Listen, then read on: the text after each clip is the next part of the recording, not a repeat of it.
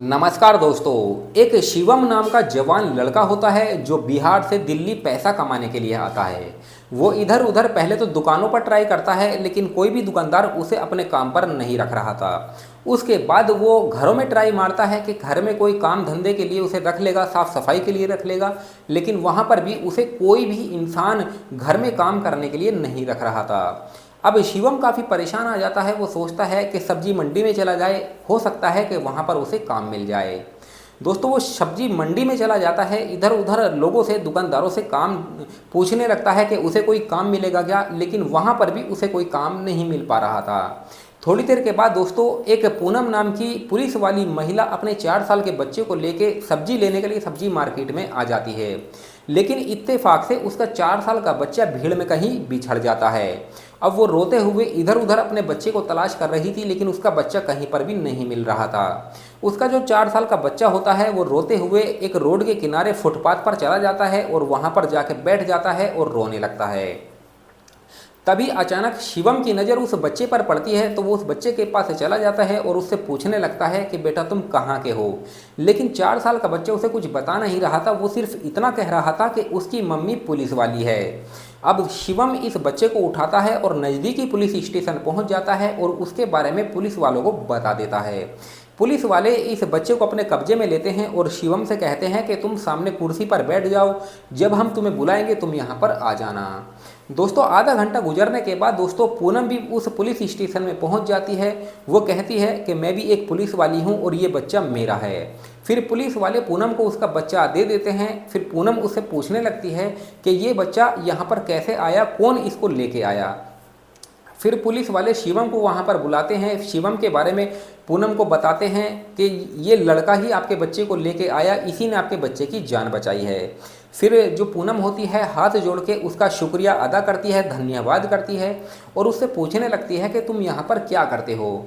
शिवम उसे कहता है कि मैं यहाँ पर नौकरी की तलाश में आया हूँ, लेकिन मुझे कहीं नौकरी नहीं मिल पा रही है।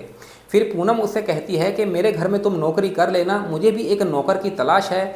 मेरे घर का काम करने के लिए मैं कई दिनों से सोच रही थी कि कोई नौकरी पर रख लूँ, लेकिन मुझे भी कोई नहीं मिल रहा था। तो तुमसे अच्छा मुझे और कौन मिल सकता है कि तुमने मेरे बच्चे की जान बचाई है। फिर शिवम भी काफ़ी खुश हो जाता है। फिर पूनम के साथ उसके घर पे चला जाता है और वहाँ पर नौकरी करने लगता है।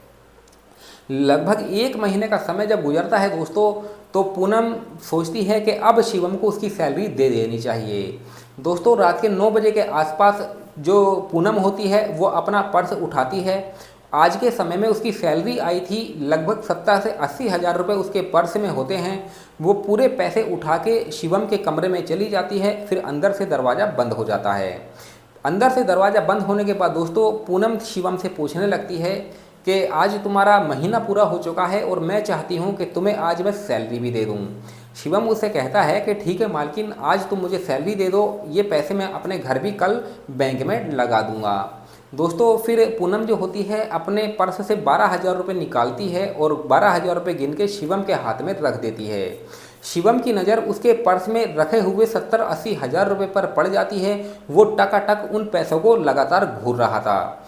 फिर पूनम अपने पर्स से 1,000 रुपये और निकालती है और शिवम को इनाम के तौर पे देती है और कहती है कि ये मेरी तरफ से इनाम है, क्योंकि तुमने मेरे बच्चे की जान बचाई थी। शिवम 1,000 भी रख लेता है। उसके बाद पूनम जो होती है वो शिवम के कमरे का दरवाज़ा खोलती है और अपने कमरे में चली जाती है। लेकिन दोस्तों, पूनम को शिवम के बैकग्राउंड के बारे में बिल्कुल भी जानकारी नहीं थी कि वो कहाँ का है, पहले वो क्या काम करता था, आखिर उसका बैकग्राउंड क्या है, वो उसके बैकग्राउंड के बारे में बिल्कुल भी नहीं जानती थी। अगर शिवम के बैकग्राउंड के बारे में दोस्तों मैं आप लोगों को बताऊं तो वो बिहार का रहने वाला था, अपने माता पिता के साथ रहा करता था, लेकिन उसका गांव में कैरेक्टर बिल्कुल भी अच्छा नहीं था। वो बिगड़ा हुआ टाइप का लड़का था। अक्सर बिगड़े हुए लड़कों में वो रहा करता था और छोटी मोटी चोरियां भी कर लिया करता था।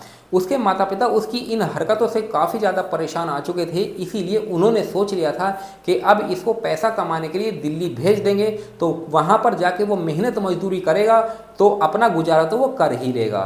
तो जो शिवम का बैकग्राउंड था दोस्तों वो यही था, लेकिन पूनम को उसके बैकग्राउंड के बारे में बिल्कुल भी जानकारी नहीं थी।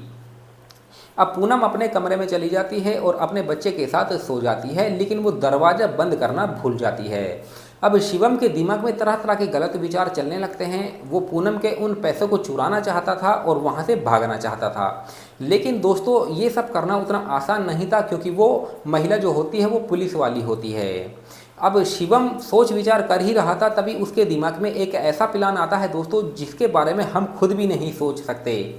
लगभग रात के 1 बजे के आसपास वो चाकू उठाता है और पूनम के कमरे में चला जाता है और लगातार उसके ऊपर कई वार करता है और उसे समाप्त कर देता है।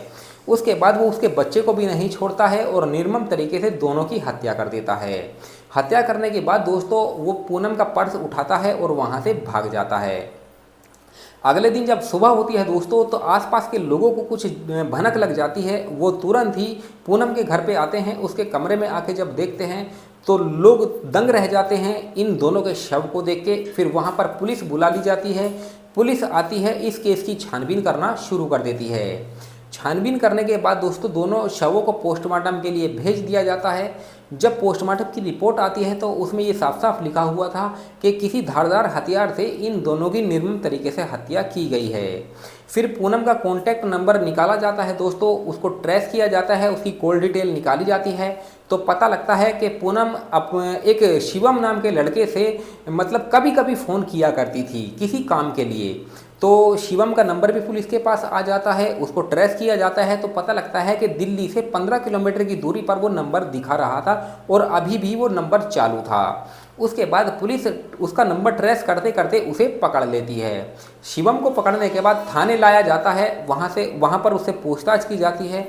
तो शिवम अपना जुर्म कबूल कर लेता है और कहता है कि मैं अपने गांव में छोटा मोटा चोर था। मैंने पूनम के पर्स में काफ़ी अच्छे खासे पैसे देखे, मेरे अंदर लालच आ गया, मेरे अंदर लालच पैदा हो गया, वो मैं अपना आप को संभाल नहीं पाया और मुझसे गलती से ये सब हो गया। लेकिन दोस्तों अपराध तो किया था और उसकी सज़ा तो उसे मिलनी ही थी। तो पुलिस उसके ऊपर एक चार्जशीट बनाती है, फिर अदालत में पेश करती है और वहाँ से उसे जेल भेज दिया जाता है। तो दोस्तों इंसान इतना खुदगर्ज हो जाता है, इतना लालची हो जाता है कि वो कुछ भी करने को, अपनी इच्छा को पूरी करने के लिए दोस्तों वो कुछ भी कर गुजरने को तैयार हो जाता है। लेकिन दोस्तों शिवम ने पूनम के साथ जो किया वो बिल्कुल भी गलत था।